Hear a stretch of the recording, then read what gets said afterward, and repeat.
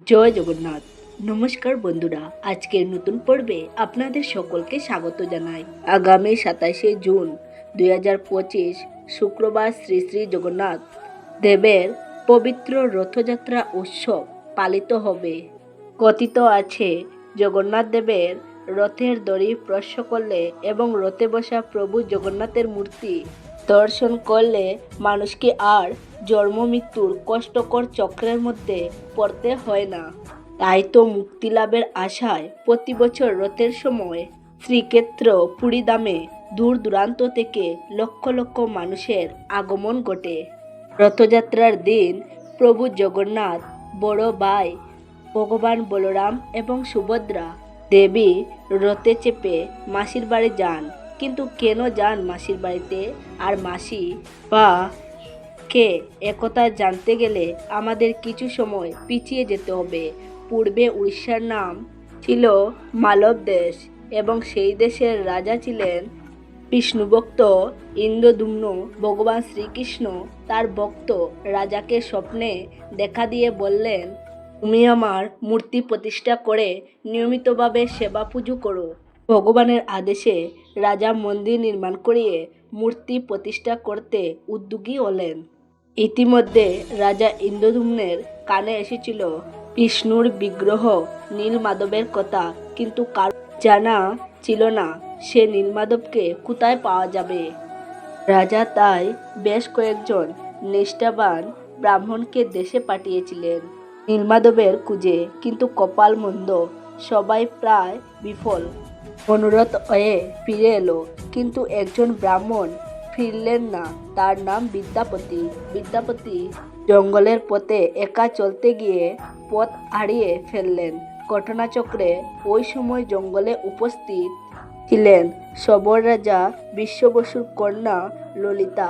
তিনি প্রতবষ্ট বিদ্যাপতিকে জঙ্গল থেকে উদ্ধার করলেন। রাজকন্যা ললিতা ছিলেন অসামান্য সুন্দরী। বিদ্যাপতি তার রূপে আকৃষ্ট হলেন এবং প্রেমে পড়লেন। অবশেষে সবর রাজার সম্মতিতে বিয়ে হলো তাদের। বিয়ের পর বিদ্যাপতির চোখে একটা অদ্ভুত ব্যাপার ধরা পড়ল।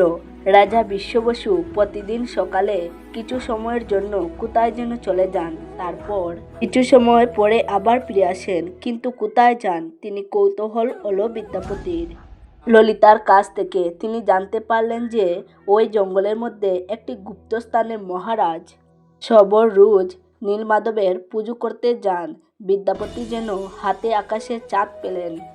শ্বশুরমশাই মহারাজ সবরকে আবদার করলেন যে তিনিও যাবেন নীলমাধবকে দর্শন করতে, কিন্তু রাজা বিশ্ববসু কিছুতেই রাজি হচ্ছিলেন না।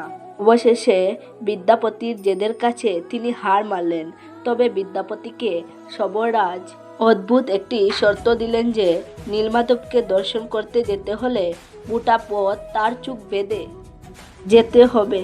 একমাত্র নীলমাধবের সামনে গিয়েই বিদ্যাপতির চোখ খুলে দেওয়া হবে, আবার চোখ বেঁধেই তাকে ফিরতে হবে। এদিকে বিদ্যাপতি একটা ফন্দি করলেন। গোটা পথ তিনি সর্ষের দানা ছাড়তে ছাড়তে গেলেন। অবশেষে নীলমাধবের দর্শন পেলেন। মুগ্ধ হয়ে গেলেন বিদ্যাপতি। এক অনামিল আনন্দের স্রোতে তার মন উৎফুল্ল হয়ে উঠল। নীলমাধবের চরণ বন্দনা করে প্রণাম করলেন বিদ্যাপতি। আর তখনই ঘটল এক অদ্ভুত কাণ্ড। আকাশবাণী শোনা গেল, এতদিন আমি দিনদুঃখীদের পুজো নিয়েছি, এবার আমি মহারাজ ইন্দ্রদ্যুম্নের পুজো দিতে চাই। এই দৈববাণী শুনে মহা অবাক হলেন সবরাজ। ভীষণ রাগ হলো। তার শেষে কিনা জামাতা বিদ্যাপতির জন্য আজ তাকে ইষ্টহারা হতে হবে। বন্দি করলেন বিদ্যাপতিকে। ললিতা আচারকে পড়ল পিতা সবর রাজার পায়ে। ফলে নিরুপায় বিশ্ববসু জামাতাকে মুক্তি দিতে বাধ্য হলেন। ওদিকে বিদ্যাপতিও রাজা ইন্দ্রদ্যুম্নের কাছে নীলমাধব দর্শনের সুখবরটা পাঠিয়ে দিলেন। ইন্দ্রদ্যুম্ন তৎক্ষণাৎ নীলমাধবকে আনতে জঙ্গলের উদ্দেশ্যে রওনা দিলেন। কিন্তু হায়, কোথায় কোথায় নীলমাধব? তাও খুঁজে পাওয়া গেল না সেই বিগ্রহ। রাজা ইন্দ্রদ্যুম্ন বিভ্রান্ত হয়ে পড়লেন। সবররাজকে বন্দি করলেন তিনি। এমন সময় আবার আকাশবাণী হলো, সমুদ্রের জলে ভেসে আসবে নিম গাছের কাঠ। সেই কাঠ থেকেই তৈরি হবে আমার বিগ্রহ। তাই ঘটল সমুদ্রের জলে নিমকাঠ ভেসে এলো, কিন্তু অনেক চেষ্টাতেও সমুদ্র থেকে ওই নিমকাঠ তোলা গেল না। সব চেষ্টা যখন হতে বসেছে, তখন নিমকাঠের এক প্রান্ত ধরলেন বিদ্যাপতি আর অপর প্রান্ত ধরলেন সবর রাজা। প্রচণ্ড ভারী নিমকাঠ যেন হঠাৎ করে শূলার মতো হালকা হয়ে গেল। উঠে এলো জল থেকে, কিন্তু বিপত্তি শুরু হলো। মূর্তি গড়ার কাজ আরম্ভ হতে কি শক্ত কাঠ রে বাবা! চেনি, হাতুড়া, বাটাল কোনো কিছু দিয়ে কাঠ এতটুকু কাটা এলো না।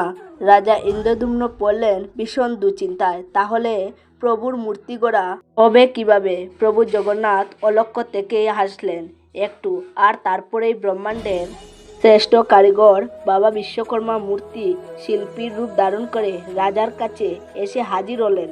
তিনি বললেন, মূর্তি আমি গড়ে দেব, এর জন্য 21 দিন সময় লাগবে, কিন্তু দরজা বন্ধ করে কাজ করব। আমি না ডাকা পর্যন্ত কেউ যেন আমার ঘরে না আসে। শিল্পীর এই শর্ত মেনে নিলেন সবাই। কাজ শুরু হলো মহারাজ ইন্দ্রদ্যুম্নের। রানী গুন্ডিচা দেবী বন্ধ দরজার উপর কান পেতে শোনার চেষ্টা করেন এবং বোঝার চেষ্টা করেন যে ঘরের ভিতরে কেমন মূর্তি গড়ার কাজ চলছে। তার কানে বেশি আসে কাঠ কাটার টকাটক শব্দ। সবই ঠিকঠাক চলছিল, কিন্তু 14 দিনের মাথায় রানী গুন্ডিচা বন্ধ দরজায় কান পেতে কোনো শব্দই শুনতে পেলেন না।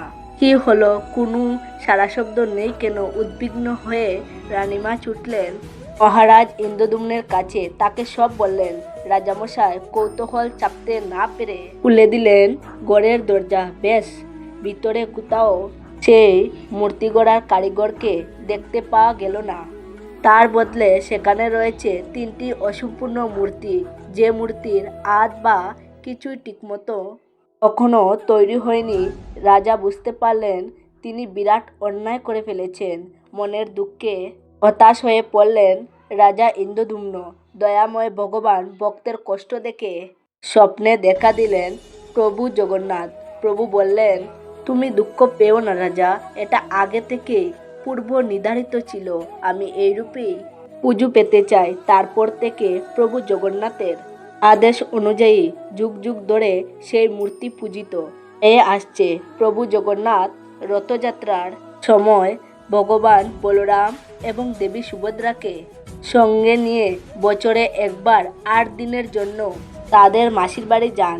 এখানে মাসির বাড়ি হলো রাজা ইন্দ্রদ্যুম্নের পত্নী গুন্ডিচা দেবীর বাড়ি, যেখানে প্রভু জগন্নাথ, বলরাম এবং সুভদ্রা মূর্তির জন্ম হয়েছিল।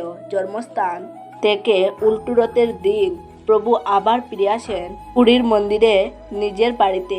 এটাই ছিল আজকের ভিডিও। তো বন্ধুরা, কেমন লাগলো আজকের ভিডিও? যদি ভালো লেগে থাকে তাহলে অবশ্যই একটি লাইক করবেন আর আপনজনদের সাথে অবশ্যই শেয়ার করে দেবেন। ভালো থাকবেন, সুস্থ থাকবেন। কমেন্টে একবার জয় জগন্নাথ লিখবেন।